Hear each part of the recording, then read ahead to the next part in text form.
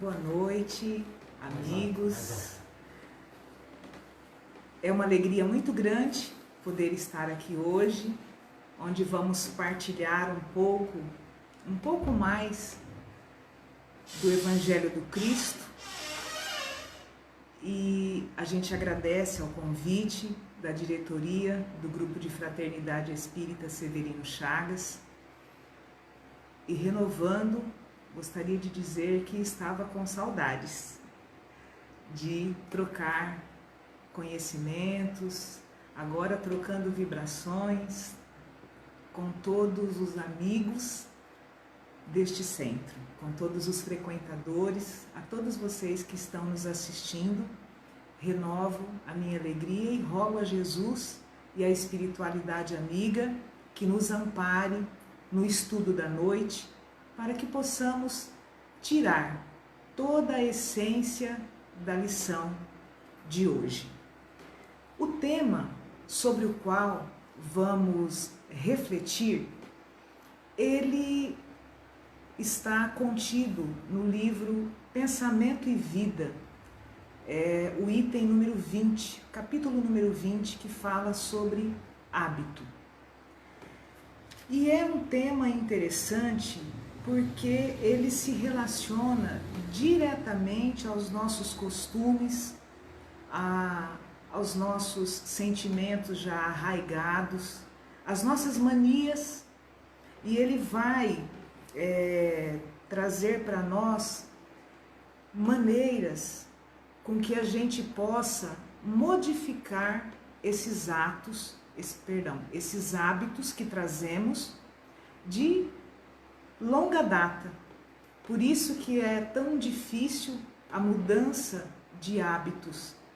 Nós estamos vendo agora nessa pandemia quantos hábitos nós tivemos que incorporar, deixar outros hábitos para que a gente se adequasse corretamente a essa fase que nós estamos passando.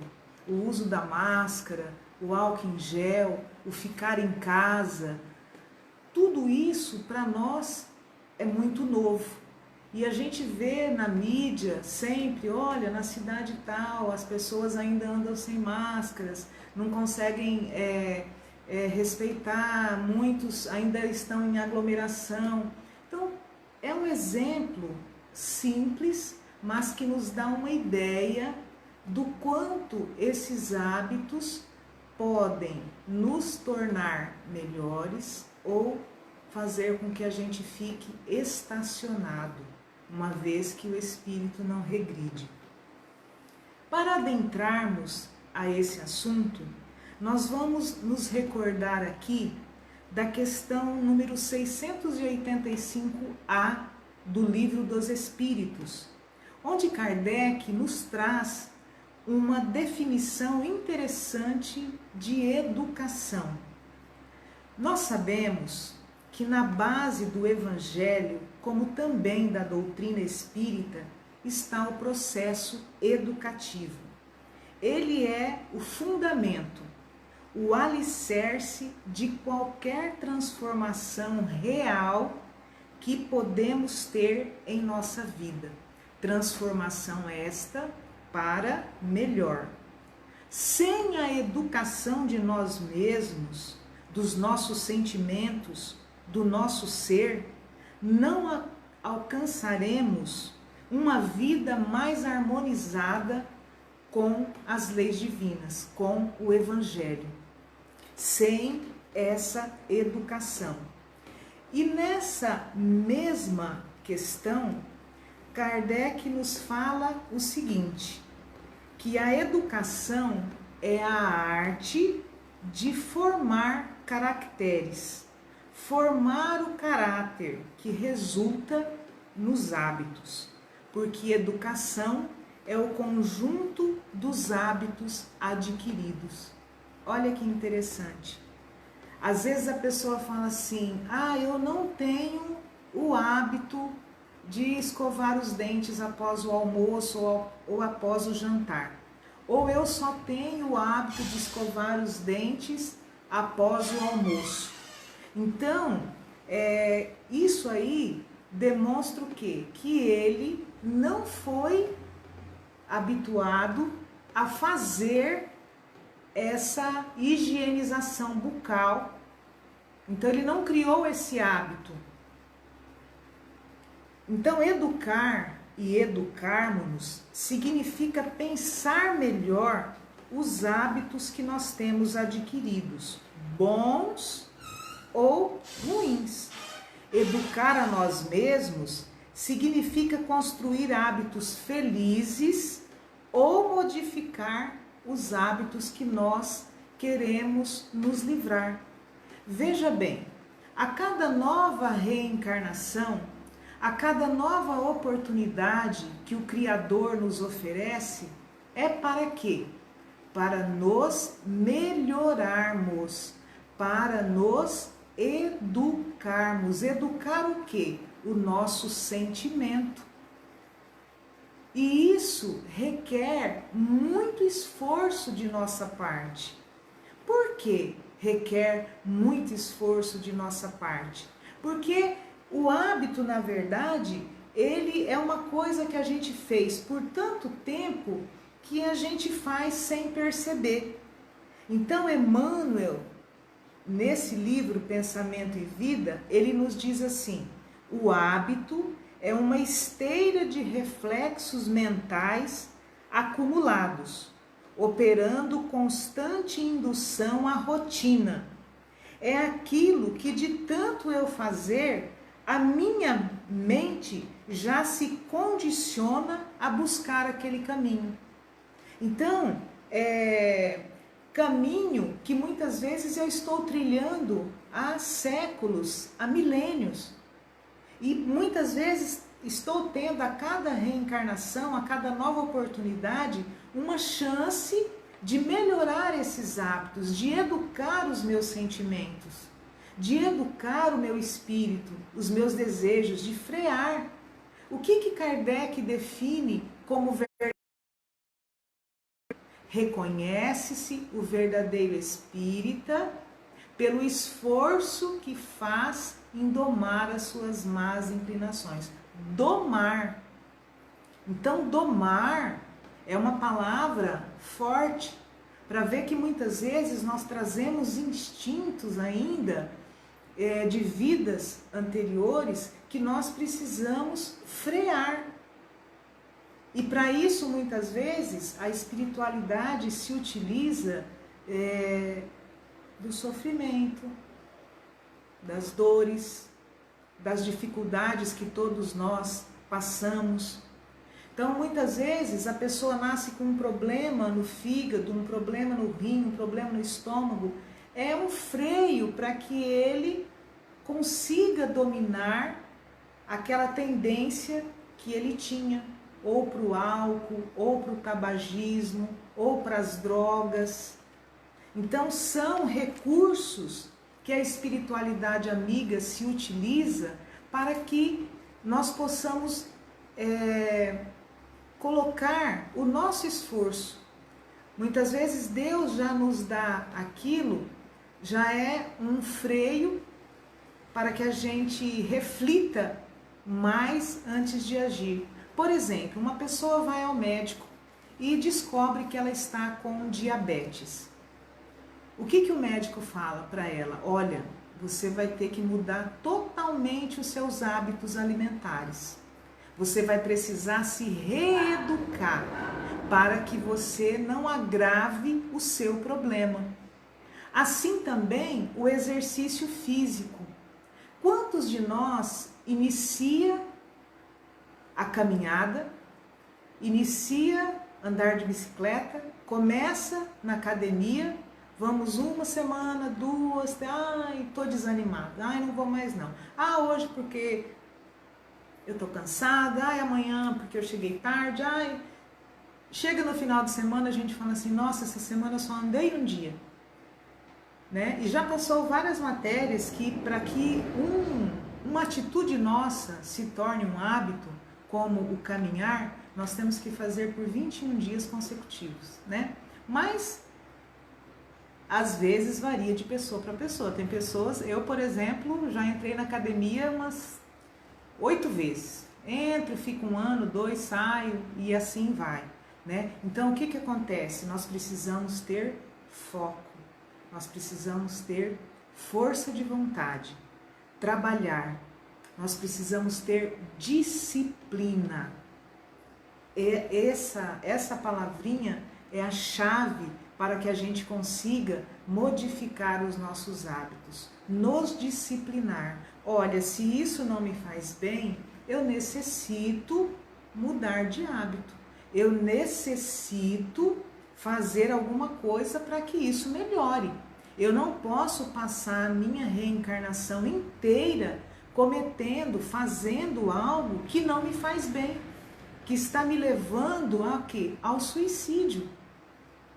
Porque nós sabemos que existe o suicídio voluntário e o suicídio involuntário. Mas muitas vezes, se eu sei que aquilo me faz mal e eu continuo a fazer, voluntariamente eu estou me prejudicando, eu estou destruindo o meu corpo, esse veículo físico, que é a espiritualidade que Deus me deu para que eu pudesse construir um futuro melhor. Então nós somos herdeiros de milênios e estamos tão condicionados a esses hábitos, né, que não resistimos. Não, na verdade, nós não tomamos a rédea da nossa vida. Nós não temos um objetivo. Nós não temos uma meta. Então, Emmanuel nos fala que quando nós não sabemos para onde vamos, nós não vamos para lugar nenhum ou qualquer lugar está bom, quando nós não sabemos para onde nós vamos. Então, nós precisamos aprender a desenvolver bons hábitos, porque esses bons hábitos vão nos levar a uma condição de vida melhor, não materialmente falando, também, mas principalmente de sentimento, de pensamento, de emoção. Uma pessoa disciplinada, uma pessoa comedida, é uma pessoa que tem uma vida mais tranquila. Uma pessoa que aprende a lidar com as situações de fora, que conquistou internamente o equilíbrio, ela não perde esse equilíbrio em nenhuma situação. Mas eu preciso assumir as rédeas da minha vida. Porque para que eu consiga fazer isso, nós temos um recurso infalível, o Evangelho de Nosso Senhor Jesus Cristo. Por quê? Lá contém tudo aquilo que eu preciso para mudar as minhas atitudes. Muitas vezes a gente vai lendo no Evangelho, né? Bem-aventurados os mansos, bem-aventurados os aflitos, e bem-aventurados os que choram. E todo dia lendo uma página, quando chegar no final do ano, pode ter certeza que alguma coisa nós aprendemos. Quando alguém nos ofender, nós já vamos nos lembrar daquilo que nós estudamos no Evangelho e vamos, não vou responder à mesma altura. Vou me portar de maneira diferente. Isso é o quê? Disciplina. Porque se nós aprendermos com o Evangelho e aplicar para a nossa vida, ao invés de querermos aplicar para a vida do outro, do nosso vizinho, do nosso parente, das pessoas que estão na nossa casa, mas aplicar para a nossa vida, porque a única pessoa que eu consigo mudar sou eu. Eu não consigo mudar minha filha, não consigo mudar meu esposo, não consigo mudar minha sogra, não consigo mudar ninguém. Eu só consigo mudar eu mesma. E para isso exige-se muito de quem? De mim. Então o Evangelho é este recurso que nós podemos utilizar e que muitas vezes deixamos em cima da estante, deixamos na cabeceira da cama, deixamos na mesa, não lemos. E aí nós podemos ter 4 atitudes diante do Evangelho. Nós podemos ter a atitude dos adversários do Evangelho, aqueles que ainda combatem, aqueles que ainda resistem à proposta renovadora do Evangelho. São aquelas pessoas que têm a síndrome da Gabriela, né? Eu nasci assim, eu cresci assim, eu vivi assim e eu vou morrer assim. E o Evangelho nos traz uma proposta renovadora. Nós podemos agir como a multidão age. Como que a multidão age? A multidão age como é aquela pessoa que busca o ensinamento de Jesus, busca o Cristo, não para aprender com Jesus, mas para conseguir alguns benefícios ou para que Jesus atenda aos seus caprichos. É a condição da multidão. Faz o que todo mundo faz, segue os padrões do mundo, mas nunca encontra a paz. Quantos amigos nós não temos que apresentam problemas, que muitas vezes vêm até nós pedir uma ajuda e nós dizemos assim: olha, faça um tratamento espiritual, olha, leia o Evangelho. Ah, não, minha família é de família católica, é de família evangélica, sabe? E continua com o problema. Quando seria tão fácil ser resolvido se ele ouvisse o próprio coração. Mas não, vai lá porque todo mundo faz aquilo porque todo mundo faz. E às vezes ele mesmo não queria fazer aquilo, ele queria fazer outra coisa. Por isso que no início nós dissemos que precisamos ser líderes, pegar a rédea de nossa vida. Olha, eu estava raciocinando e a doutrina espírita nos leva a ter esse raciocínio. Olha, eu estava pensando, eu estava analisando e eu acredito que não seja dessa forma. Eu acredito que o melhor para mim é isso daqui. É ter coragem de assumir uma coisa que está nos fazendo bem. Porque é isso que nós temos, sempre melhorar. E nós precisamos sair da multidão para o discípulo. Por quê? É um passo muito importante, porque o discípulo, ele já percebeu, é aquele que percebe que já busca Jesus, não para que ele nos atenda, mas para que nós aprendamos a atendê-lo. Porque atender ao Cristo é atender ao mesmo tempo a vontade divina a nosso respeito, que é fazer sempre o melhor para nós em nosso caminhar. Tomamos com Jesus, e ele diz isso no Evangelho: quem quiser ser meu discípulo, tome a sua cruz e venha após mim. Que cruz é essa que ele se referia? A cruz da disciplina. Tomar a cruz da disciplina e nós vamos nos tornar o quê? Discípulos de Jesus. Aí nós vamos começar a pautar a nossa vida dentro daquilo que é correto, a ter hábitos melhores, a olhar o mundo de uma forma diferente, de uma forma correta. Por exemplo, há alguns anos passou na televisão, se não me falha a memória, um senhor bem humilde encontrou uma maleta cheia de dinheiro e ele foi devolver. E foi um noticiário, mas ele fez o correto. Aquilo já estava consolidado nele, a honestidade. Aquilo não era dele. Ou às vezes nós vemos os filhos que cuidam dos pais e muitos se admiram. Nossa, como fulano é bom, ele cuida, ele está fazendo a obrigação. É obrigação nossa honrar o nosso pai e a nossa mãe. Está no Evangelho. Honrar pai e mãe para teres uma dilatada vida sobre a terra que o Senhor teu Deus te há de dar.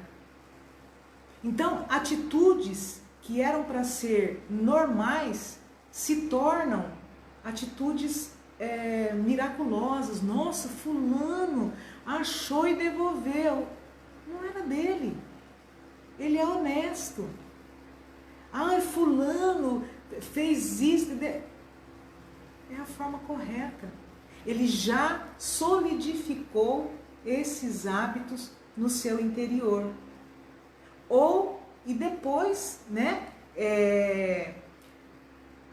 Quando nós passamos a ser discípulos do Cristo, nós passamos a tirar lições de todas as adversidades, de todas as situações que nós vivemos, porque nós vamos entender que tem um Deus que tudo sabe e que quer o nosso bem, que é a inteligência suprema e que jamais permitiria que passássemos por aquilo que não houvesse necessidade. Então o nosso hábito, a nossa postura vai ser de resignação, não vai ser de reclamação. O hábito de reclamar. Reclamam de tudo. Reclama da chuva, reclama do frio, reclama do sol, reclama se a roupa está assim ou não está assim. Então são hábitos que a gente vai agregando, sem perceber. Mas nós precisamos prestar atenção, porque depois são 4 posições que nós podemos ter diante do Evangelho de Jesus, né? Para depois que nós nos tornarmos discípulos, nós vamos nos tornar o quê? Apóstolos. Apóstolos do Cristo. É aquele em que Jesus já se faz presente. Aquele que já é agora um emissário de Jesus, onde quer que esteja. Aquele que se pode ler na sua vida e nos seus atos a eterna mensagem do Evangelho. Quem Jesus escolheu para ser os seus apóstolos no meio da multidão que ele convidou? Ele não convidou para ser discípulo. Ele convidou para ser apóstolo, porque enxergou em cada um daqueles 12 pessoas que iam levar a sua mensagem, custe o que custasse. Eles iam levar a mensagem do Cristo. Mas ele nos convida para ser discípulo. Quem quiser ser meu discípulo, não obriga. Ele convida, né? Então, essa questão da mudança de hábito é uma questão que mexe muito com a gente, porque é difícil parar de falar mal da vida dos outros, parar de falar palavrão, parar de mentir, não é? São hábitos que muitas vezes nós temos. Ficar olhando que hora que a filha do vizinho chega, julgar as pessoas, levantar, inventar. Olha, é tão interessante essa questão da fala, né, das notícias, que hoje agora sim, você recebeu uma mensagem no seu celular, não tem certeza? Não compartilhe. O que a doutrina nos falou há muitos anos, né? O que Jesus nos fala, né? Não levantar falso testemunho. Foi necessário ficarmos em casa com esse meio de comunicação que é o celular, né? Hoje as redes sociais, e assim nós estamos nos corrigindo. Recebeu uma notícia, é verdade? Não é? Não tem certeza? Não compartilhe. São os 3 crivos. Lembra da história? olha, eu preciso falar com você. Olha, mas o que você vai me falar é verdade? Ah, eu não sei, eu ouvi falar. Tá. O que você vai me falar é bom? Ah, bom não é. O que você vai me falar pode ajudar alguém? Ah, ajudar não. Então eu não quero saber, fica para você. Olha que pensamento inteligente. Não divulgarmos aquilo que eu não sei se é verdade ou não. Por que eu vou divulgar? E se fosse comigo, eu queria que alguém divulgasse? Eu queria que alguém falasse? Eu queria que se tornasse público? Então são questões que vão fazer da nossa vida uma vida melhor ou uma vida que vai ficar sempre naquela mesmice. E na questão 254 do Consolador, Emmanuel nos fala que o hábito faz a segunda natureza. Ele discorre, né, sobre a pergunta e lá no final ele diz: o hábito faz a segunda natureza. Por quê? Trazemos de milênios, como a gente sempre fala, as nossas reencarnações anteriores provavelmente não foram melhores do que essa que nós estamos tendo agora. Acesso à informação, caminhar com o Cristo, ter o Evangelho do Cristo em nossas mãos, podermos falar de Jesus, podermos estudar, isso é uma conquista muito grande. Entendendo melhor aquilo que Jesus tentou nos dizer há mais de 2000 anos. Mas o que Emmanuel disse para o Chico quando o Chico foi começar, né, a sua caminhada, a sua trajetória? Chico, nós vamos precisar de 3 coisas. Aí o Chico falou o quê? Falou disciplina. E a segunda? Disciplina. E a terceira? Disciplina.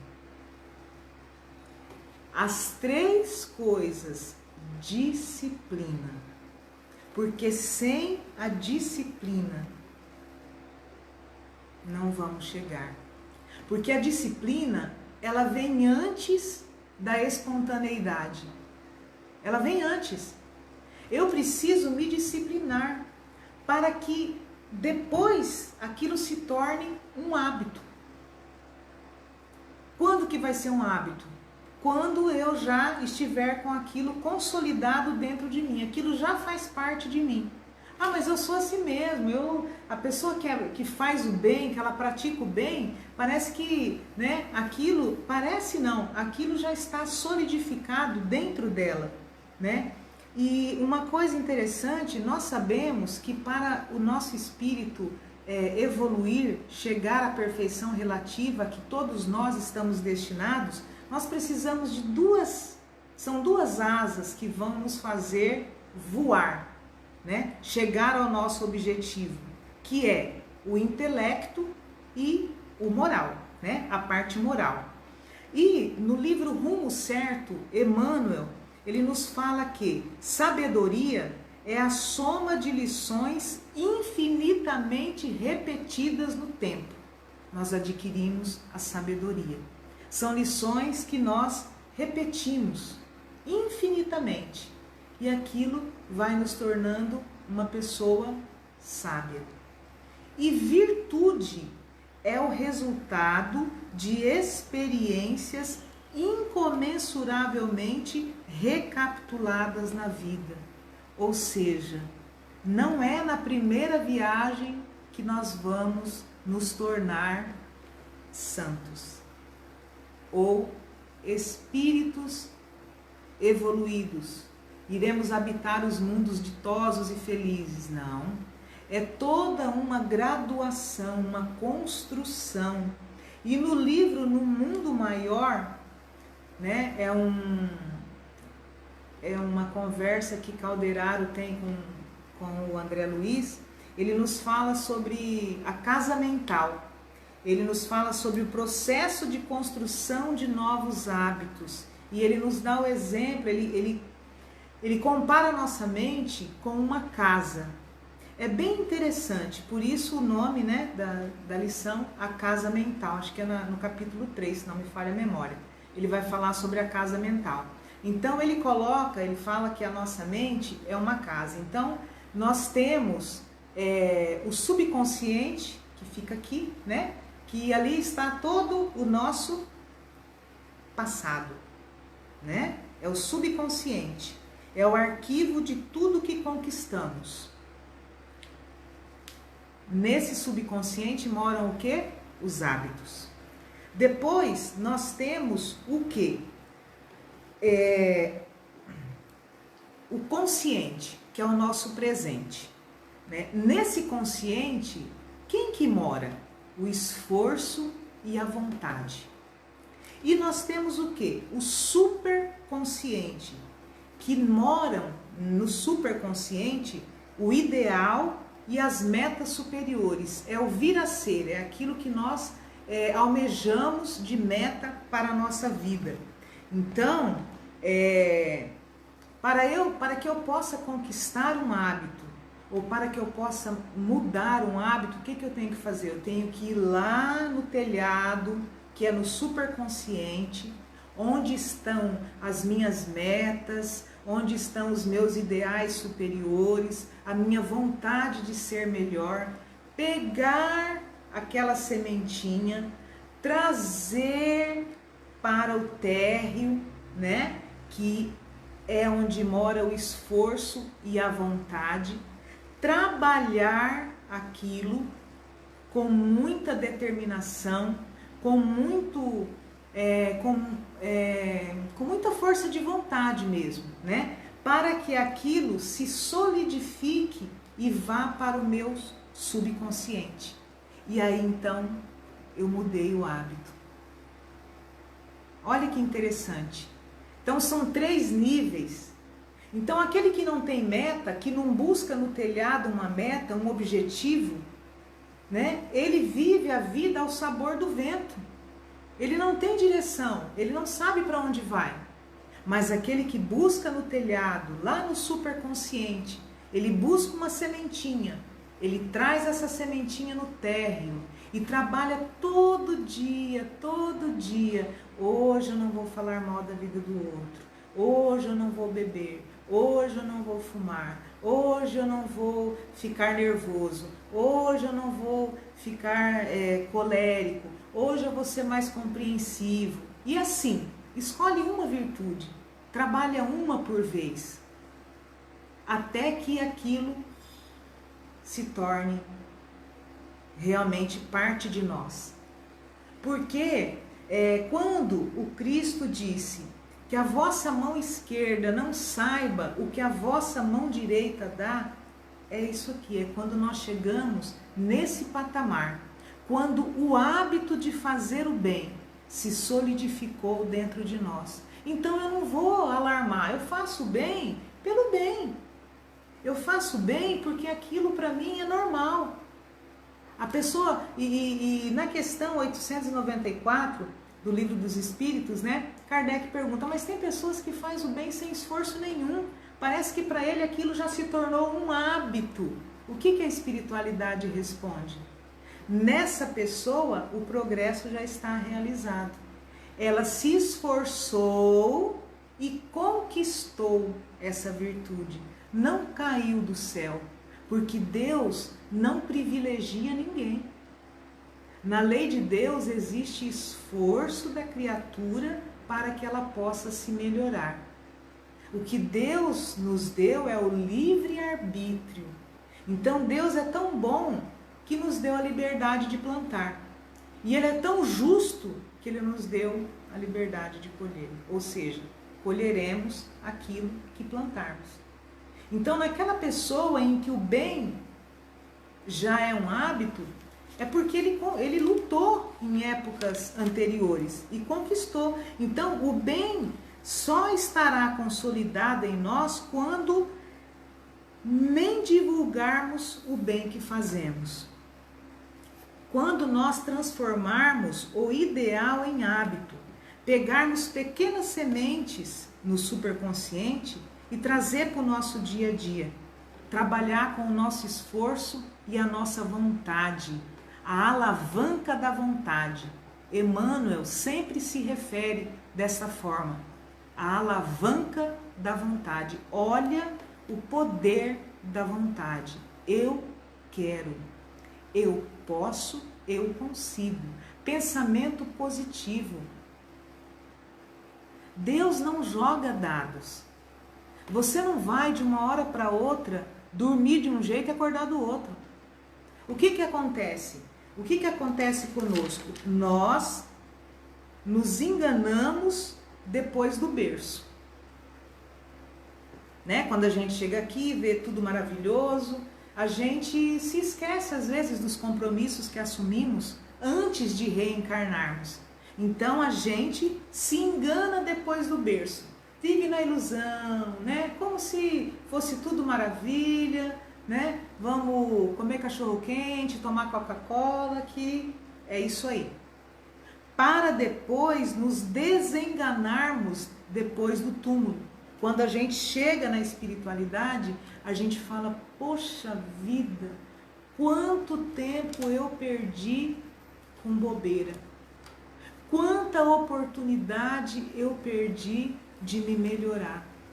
Olha, aquele amigo ou aquele vizinho que eu achava que era chato, era ele, era com ele que eu tinha que me afinizar. Olha, aquele filho que eu achava que ele era muito exigente, que ele era... Eu tinha que ter colaborado com ele. Ele veio justamente para despertar em mim o meu amor, a minha dedicação. Ou seja, todas as adversidades, todo problema que a gente acha que é um problema, muitas vezes é a oportunidade de nós aprendermos a desenvolver bons hábitos. Porque nada é por acaso. Ninguém cruza o nosso caminho por acaso. E nós não entramos na vida de alguém sem nenhum objetivo. Palavras de Chico Xavier. Então nós estamos tendo agora, neste momento, é a nossa melhor oportunidade de melhorar. Mudar os nossos hábitos. Isso é importante. Mas como que eu vou mudar? Evangelho de nosso Senhor Jesus Cristo. Cada passagem da vida de Jesus é um convite para que nós mudemos as nossas atitudes, os nossos atos, os nossos pensamentos. Todos esperavam que viria um rei coberto de ouro. Ele nasce numa manjedoura, nos mostrando o valor da simplicidade. Em todas as ocasiões, em todas as parábolas, ele nos convida a nos tornarmos discípulos, a carregar a nossa cruz, cruz que nós mesmos construímos através de hábitos infelizes. E a questão que agora eu não me lembro o número do Livro dos Espíritos que fala, o que é a lei natural? É a lei de Deus, a única necessária para a felicidade do homem. E ele só é infeliz quando dela se afasta. E na questão 625, qual o modelo mais perfeito que Deus deu ao homem para lhe servir de guia e modelo? Jesus. Então nós temos tudo. Nós temos o nosso modelo a seguir, o Cristo. Alguém falou mais alto? Fique quieto. Como dizia o Chico, use a água da paz, encha a boca de água e só fale depois que a confusão tenha acabado. Se alguém ofendeu você, tenha pena desse alguém que precisa gritar, que precisa ofender para sentir que é importante. Conhecereis os meus discípulos por muito amar. Não é porque eles serão assim, assim, assado, dessa maneira, branco, preto, amarelo, não. Por muito amar. E hoje nós estamos precisando ficar em casa. Estamos vendo e sentindo falta de um abraço, de um aperto de mão, de um sorriso, porque nós usamos máscaras. Nós nem conhecemos às vezes as pessoas quando encontramos no mercado. Deus está castigando? Faz parte da transição planetária, da mudança para o mundo de regeneração? Deus se utiliza de caminhos onde nós não enxergamos estradas. Então, amigos, que possamos utilizar cada acontecimento na nossa vida para tirarmos uma lição. Que possamos nos tornar discípulos de Jesus. Carregar a nossa cruz, sem reclamação, sem pensamentos negativos. Ah, Deus está me castigando. Deus não precisa castigar. Ele está nos reeducando. O perdão de Deus é a reencarnação que Ele oferece a todos os seus filhos, para que nós um dia sejamos apóstolos, sejamos cartas vivas de Jesus, que nós possamos levar a sua mensagem aonde nós estivermos, principalmente através das nossas atitudes. Porque o que é caridade? É o amor em ação, é o amor que sai do coração e vem para as nossas mãos, para que nós possamos transformar esse mundo no reino tão esperado, no reino tão almejado. Então, para que isso aconteça, depende de cada um de nós. E essa mudança de hábito, não vai vir por decretos exteriores. Vai vir de dentro para fora. Porque primeiro eu preciso consolidar no meu subconsciente. Eu preciso entender que em Deus vivemos, em Deus nos movemos. Tudo é para o nosso bem. Tudo é para o nosso crescimento, para o nosso aprendizado, para que tenhamos uma vida plena, para que possamos retornar melhor do que quando aqui chegamos. Então aproveitemos todas as oportunidades. Era essa a mensagem de hoje, o estudo.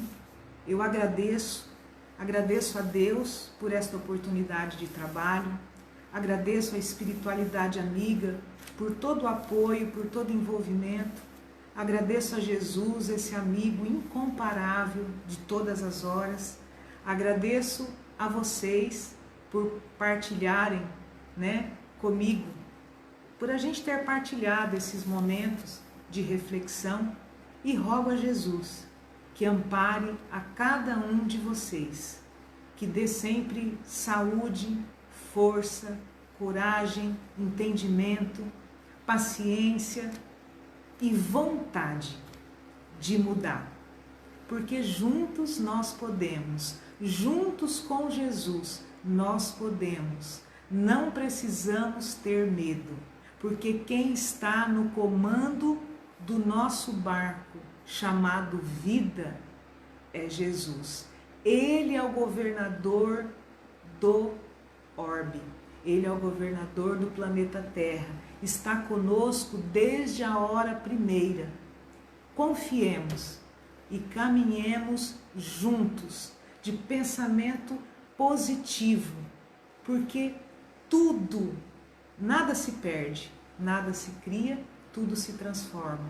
E certamente as transformações que ocorrem, que vêm do alto, com certeza é para melhor. Boa noite a todos e até uma próxima oportunidade. Beijo no coração de cada um.